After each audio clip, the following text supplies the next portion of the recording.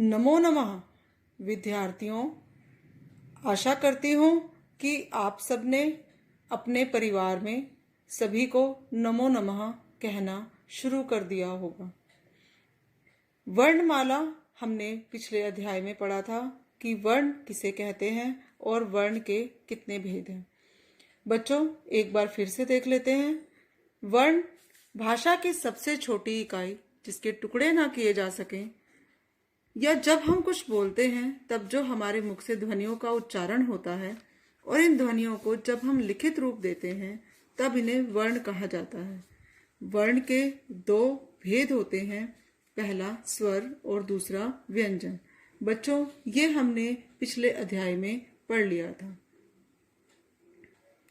अब आगे बढ़ते हैं और वर्णमाला के अंतर्गत हम पहला भेद स्वर पढ़ेंगे।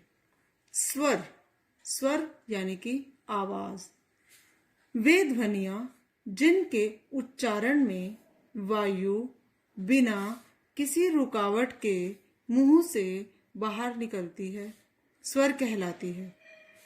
उदाहरण: अ, आ, ई, उ, री, री, ए, आई, ओ, औ, अंग और अह।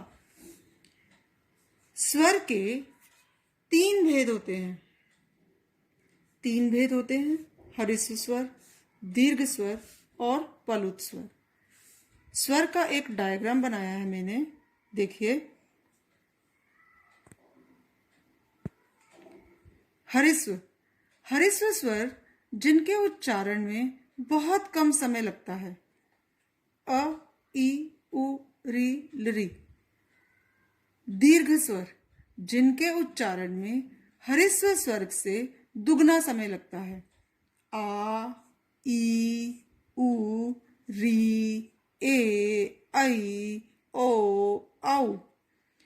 पलुत स्वर हरिस्व से दुगना दीर्घ में लगा था और इससे दीर्घ से 3 गुना या इससे ज्यादा समय जब हमें लगता है किसी भी शब्द को बोलने में, तो वो पलुत स्वर होते हैं।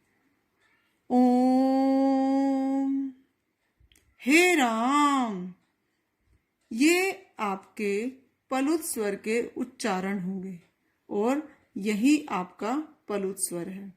बच्चों, इस अध्याय में हमने पढ़ा स्वर, जिसके अंतर्गत हमने 3 भेद पढ़े: हरिस्व, दीर्घ और पलुत। एक डायग्राम के अंतर्गत हमने ये सीखा कि कौन से स्वर हरिस्व में आते हैं, कौन से दीर्घ में आते हैं और कौन से प्लुत में आते हैं। बच्चों, आशा करती हूँ कि आपको स्वर का ये पाठ समझ में आ गया होगा। अगले अध्याय में हम व्यंजन यानी कि वर्ण का दूसरा भेद व्यंजन पढ़ेंगे। धन्यवाद। आपका दिन शुभ हो।